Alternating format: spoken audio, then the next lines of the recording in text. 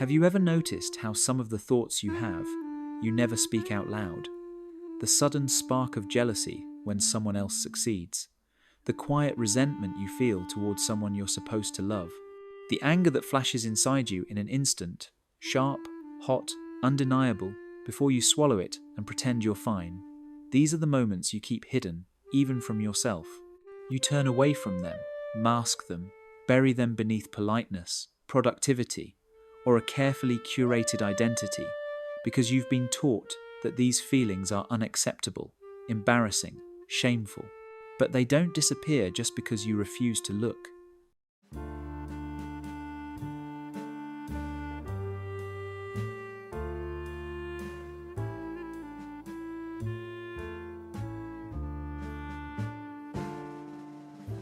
There is a part of you that you do not show. A version of you that speaks through the thoughts you suppress, the impulses you deny, the words you almost say but don't. It lingers just behind your eyes, always present, silently observing. You carry it with you into every room, every conversation, every relationship. You manage it the way someone might manage a wild animal, cautiously, carefully, never letting it get too close to the surface. And yet, it leaks through anyway. In the way your voice tightens when you feel overlooked. In the way you laugh a little too loudly to hide discomfort. In the way you avoid certain memories because they ache to be acknowledged. This hidden part of you has been there since childhood, formed by moments where you learned what was acceptable and what was not. You learned which emotions were rewarded and which were punished. You learned that love, attention, and belonging were conditional, so you adapted. You trimmed pieces of yourself to fit the shape others needed you to be. You built a mask, not to deceive, but to survive. Psychologists call this hidden realm the shadow. Not because it is dark or evil, but because it is unseen, unowned, disconnected from the identity you claim as me. The shadow is every trait you exiled in order to be good, to be liked, to be safe. And the great irony is that the harder you try to avoid it, the more control it has over your life. What you do not face directs you from behind the scenes. What you bury grows teeth. So the question becomes this: what would happen if you stopped running? What would happen if, for the first time, you turned toward the part of you you've spent your whole life avoiding? What might you find in the shadow if you had the courage to look? Have you ever noticed that children don't hide themselves? Their emotions arrive unfiltered: joy bursting like sunlight, anger flaring like a match, sadness pouring down unchecked. A child doesn't yet know how to pretend. They simply are. But something happens as you grow. It begins quietly. A look, a tone, a lesson disguised as love. Picture a small child sitting in a room full of adults. They cry because something hurts. Maybe their toy broke. Maybe their heart did. But instead of comfort, they hear, "Stop being dramatic." The child doesn't understand the words, but they understand the message. Your pain is inconvenient. A seed is planted. The child learns that expressing pain risks rejection. Another day, the child becomes angry. Something unfair has happened, and they react with instinctive fire. Yet the adult voice comes down sharp and cold. We do not behave like that. And so the child learns that anger, their natural signal of violation, is unacceptable. Another seed. Then there's the dreamer, the child who speaks about impossible futures, about magic and greatness. And they're met with a sigh, a tired smile, and a quiet, "Be realistic." The world, without meaning to, tells the child that imagination is foolish. These moments do not feel dramatic. They feel ordinary. But the psyche is impressionable, soft like wet clay. And so the child begins a silent negotiation with themselves.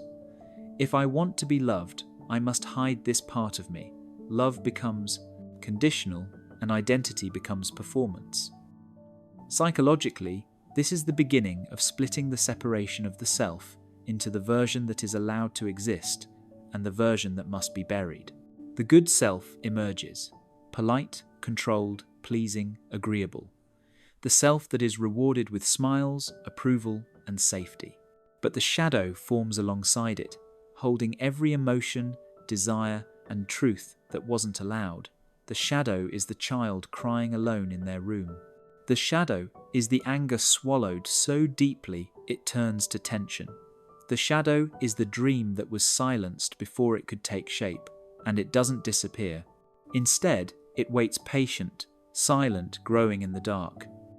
This is not the child's fault, it is a survival response. The most primal need of a child is not food or shelter, it is belonging. To be cast out emotionally feels like death, so the child sacrifices authenticity for attachment. And yet, what is repressed does not stay calm forever. Which leads to the next truth you must face. The mask you learned to wear in childhood follows you into adulthood. Have you ever noticed how practiced you've become at being fine? The way the words come out automatically, smooth and empty, long before you ever stop to check how you actually feel. It's almost effortless now, this performance of a self you learned to construct long ago. And you don't remember when it started, because the mask didn't appear all at once. It formed slowly, layer by layer, like paint applied over a wall that once had texture, once had colour, once was raw and honest.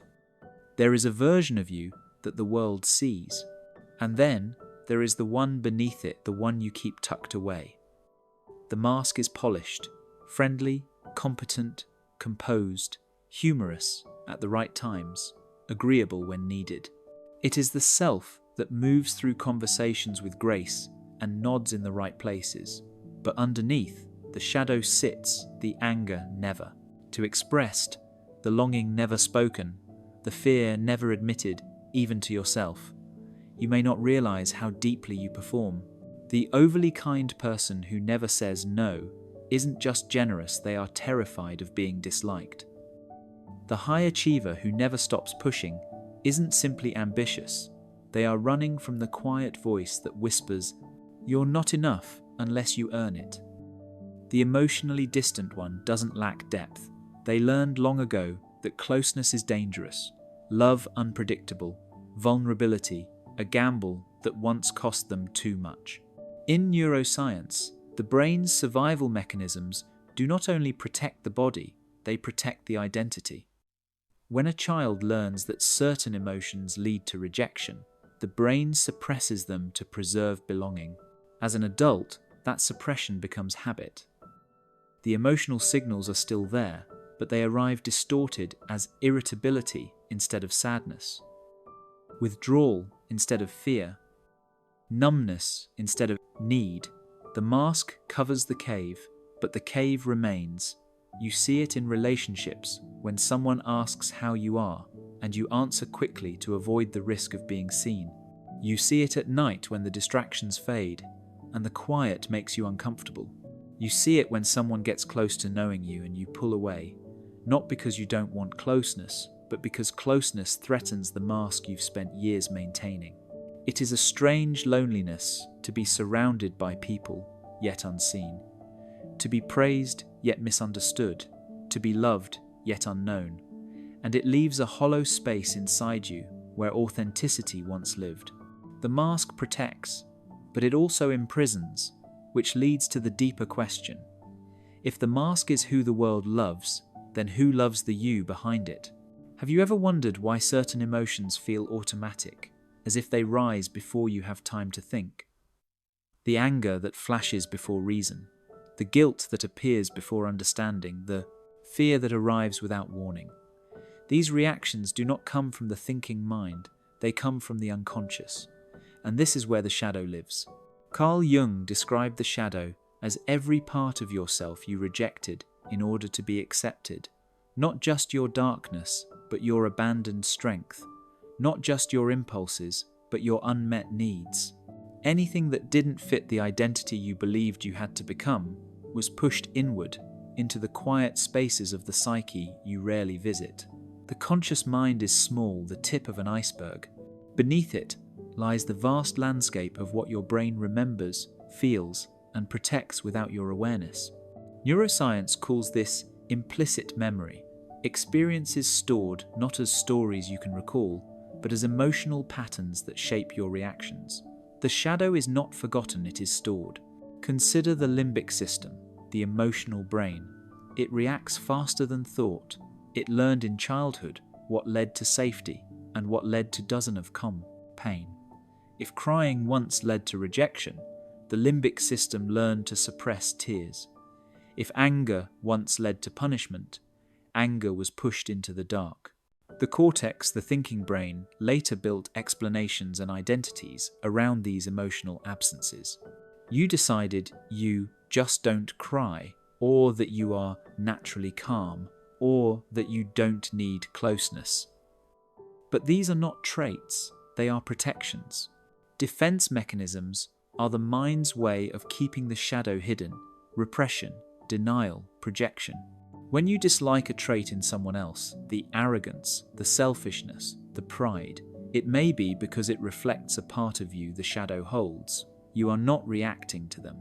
You are reacting to the part of yourself that was never allowed to breathe. Trauma research shows that the body stores what the mind cannot name. The muscles tighten, the breath shortens, the chest constricts. The shadow speaks first through sensation, long before it speaks through thought. It is the emotional memory of every moment you were asked to be smaller, quieter, easier to love. And the irony is this: the more you try to forget what you've buried, the more it shapes you. The shadow does not fade in silence.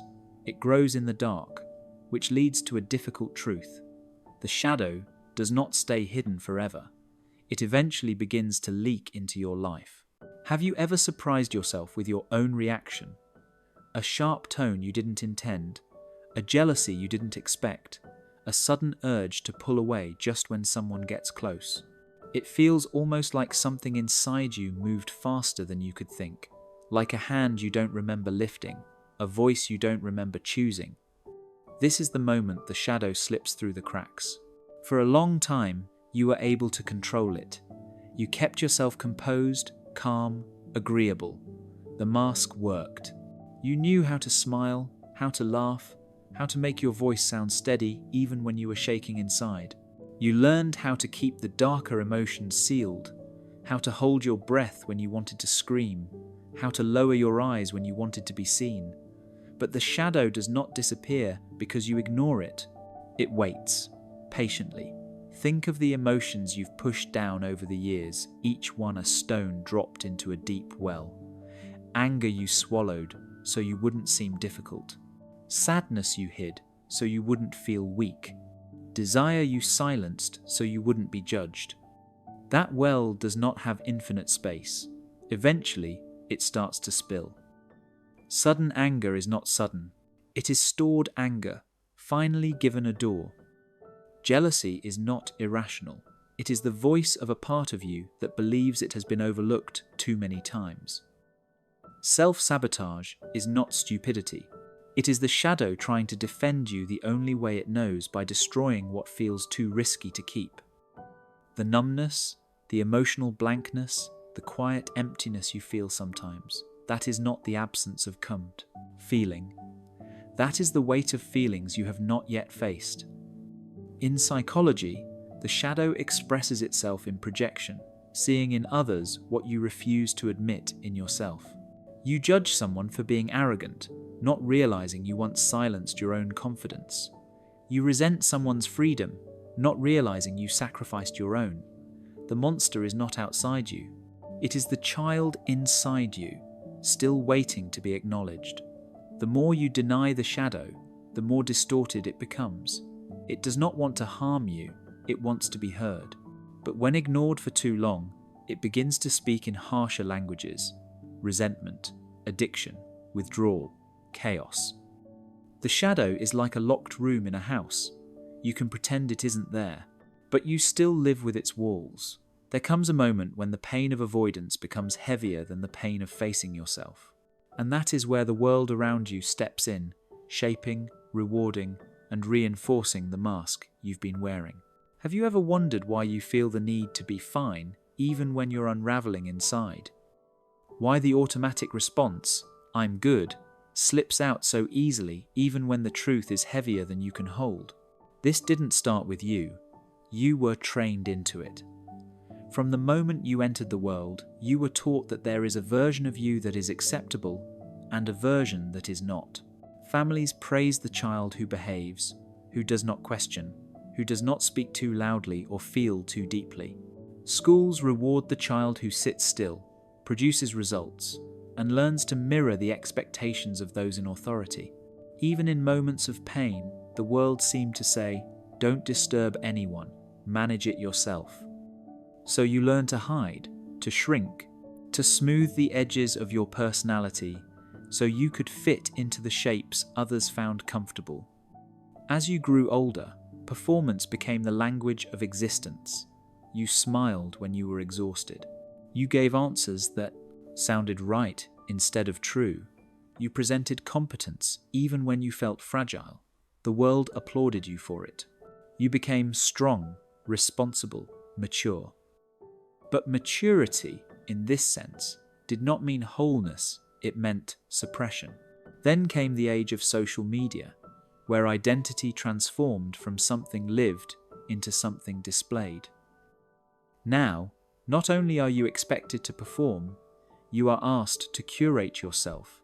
You show your brightest moments, your most polished angles, your happiest days. You share experiences only after they have been smoothed into something presentable. Vulnerability is edited. Pain becomes poetic captions instead of conversations. And somewhere along the way, you forgot what it feels like to simply be.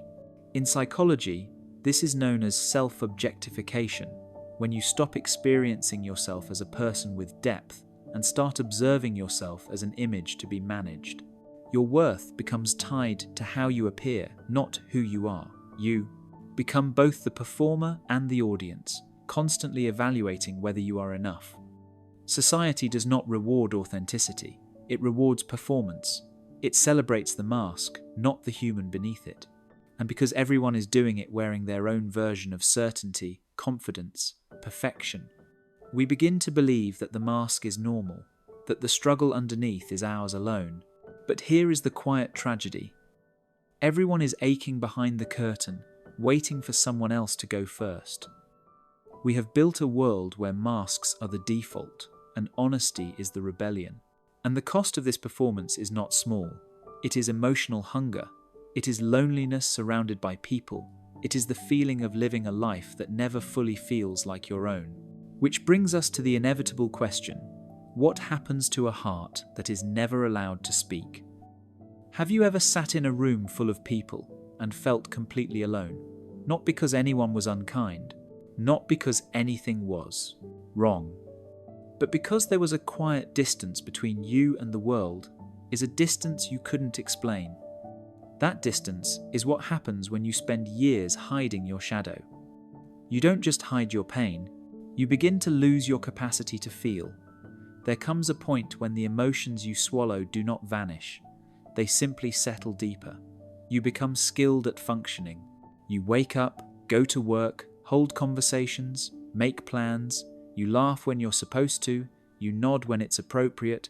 From the outside, it looks like your life is working. But inside, something feels muted, like a song playing beneath water. The colours are there, but they are faded.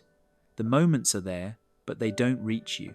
Chronic anxiety becomes a familiar hum, not loud, but constant, like electricity running through the walls. It shows up as restlessness, overthinking, 100 imagined scenarios that never happen. Depression doesn't always look like dramatic sadness. Sometimes it looks like a flatness, an absence, a life that feels 2 inches out of reach, a numbness that is easier to carry than pain, but far more costly. Relationships suffer too. You may care for others deeply, but something inside you stays guarded just in case. You love, but from a distance. You speak, but not fully. You listen, but you rarely allow yourself to be known. Vulnerability feels like standing too close to fire, warm but dangerous. So you keep your heart wrapped, protected, silent. And yet, you wonder why no one understands you. In psychology, This is called emotional avoidance. The brain's attempt to protect you by limiting what you feel. But protection has a price. When you numb the pain, you numb the joy. When you silence your sadness, you silence your passion. When you avoid the shadow, you avoid yourself. This is the quiet tragedy of the unfelt life. You survive days instead of living them. You speak words instead of sharing meaning.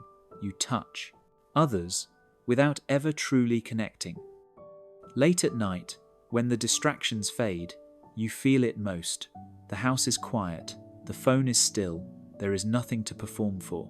And the shadow sits beside you, like an old, familiar ghost waiting, not to scare you, but to be acknowledged, to be seen, to be allowed back into your story.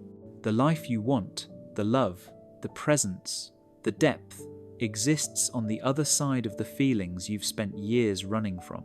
Which brings us to the turning point. If the shadow cannot be destroyed, how do you begin to meet it? What if the parts of yourself you fear the most are not there to hurt you, but to guide you? What if the anger, the jealousy, the insecurity, the emotions you were taught to silence are not flaws, but messengers? Shadow work begins not with force, but with curiosity. Not with judgment, but with attention.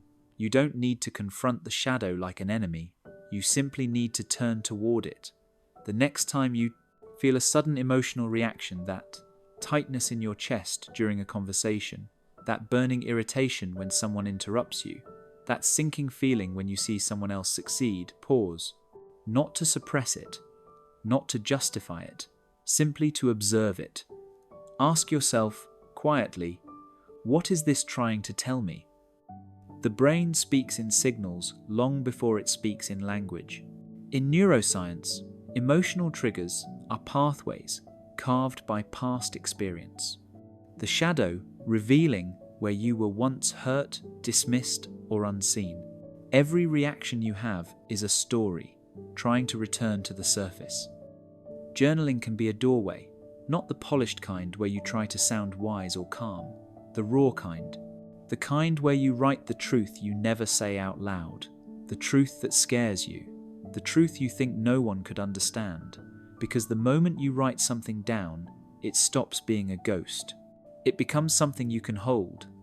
You may notice envy, the sharp ache when someone has something you long for. Instead of feeling shame for it, trace it. Envy reveals desire. It shows you what you have denied yourself. Anger, when examined gently, shows where your boundaries were crossed. Sadness shows what mattered. Fear shows where you still care. Sometimes the hardest part is simply sitting with what arises. You were trained to fix, to distract, to stay strong. But shadow work is the opposite. It asks you to stay, to breathe, to feel the heat of an emotion without running from it. At first, it feels like standing in a storm. But the longer you stay, the more you realize the storm is not there to destroy you, it is there to cleanse. Shadow work is not about becoming someone new. It is about returning to the person you were before you learned to hide. The person who felt openly. The person who spoke honestly. The person who did not apologize for existing. This path is not easy, but it is real. And the self you have been longing for, the one who feels whole, grounded, alive, is waiting on the other side of your own attention.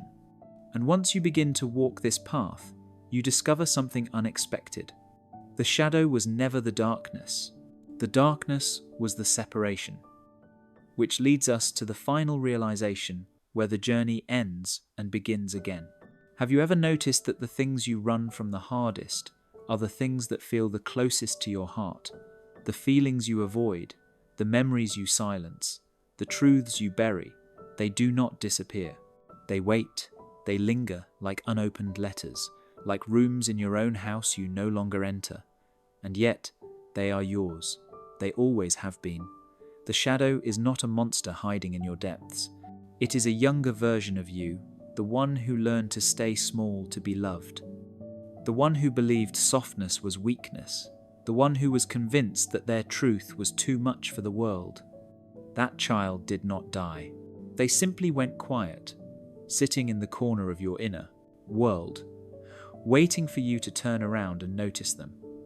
And when you finally do, something changes. The anger you once feared softens into boundaries. The sadness you avoided becomes clarity. The envy you felt transforms into direction. The loneliness that followed you unfolds into understanding. This is the paradox of shadow work. The darkness you fear is the doorway to your light. The monster in the basement is just a child who wanted to be held. The locked room is not a prison, it is a sanctuary you abandoned. What you rejected in yourself was never wrong, it was simply unloved. Psychologists say healing begins when we integrate what was once exiled, when the self we present and the self we hide begin to speak to each other. The nervous system softens, the breath deepens. Life stops feeling like a performance. You begin to live from the inside out, rather than the outside in. And there is a quiet beauty in that, a groundedness, a steadiness, a kind of presence that cannot be faked. You no longer need to be impressive, or perfect, or unbreakable. You only need to be real, and real things are allowed to be messy. Real things are allowed to feel. Real things are allowed to grow. The journey of shadow work does not end with victory. It ends with reunion. You do not become someone new. You return to someone forgotten, someone who was always here, someone who has been whispering your name in the dark. So when you feel the pull to turn away again, don't go toward it.